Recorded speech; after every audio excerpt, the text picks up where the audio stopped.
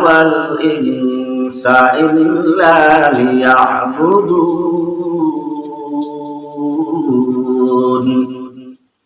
আল্লাহ পাক রব্বুল আলামিন বলেন যে আমার ইবাদত করার জন্যই মানুষ ও জিন জাতিকে সৃষ্টি করছি। তাই সম্মানিত দিনী ভাই, আল্লাহ পাক রব্বুল আলামিন আকরামুল আকরামিন আপনাকে আমাকে যে কারণে সৃষ্টি করছেন সে কারণটি হচ্ছে একমাত্র আল্লাহ পাকের ইবাদত করা। তাই সর্বক্ষেত্রে সর্ব অবস্থাতে আপনি আমি খেয়াল রাখবো আপনার আমার কাছ থেকে যেন মহান আল্লাহ পাক রব্বুল আলামিন আকরামুল আকরামিনের কোনো একটি হুকুম, কোনো একটি বিধান যেন ছুটিয়া না যায়। সেক্ষেত্রে আপনি আমি কি করব, সর্বদাই খেয়াল রাখবো।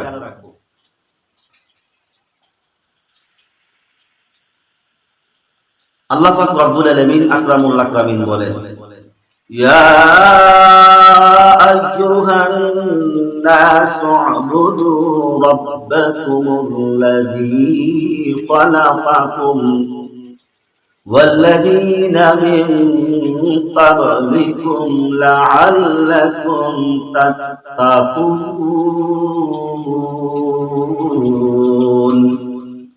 আল্লাহ বলেন, হে মানব সমাজ, হে মানব জাতি, তোমরা তোমাদের রবের ইবাদত করো যিনি তোমাদেরকে ও তোমাদের পূর্ববর্তী দিগকে সৃষ্টি করেছেন। তাতে আশা করা যায় তোমরা পরহেজগারি অর্জন করতে পারবে।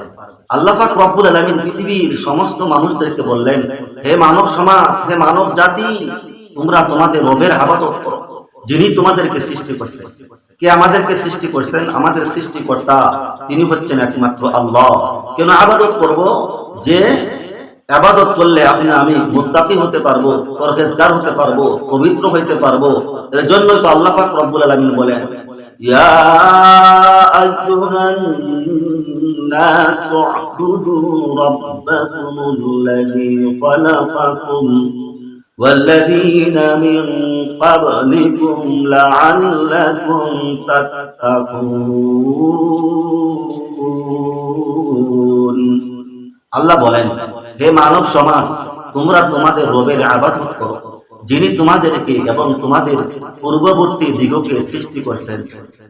তাতে আশা করা যায় তোমরা মুত্তাকি হতে পারবে, পরহেজগারি অর্জন করতে পারবে।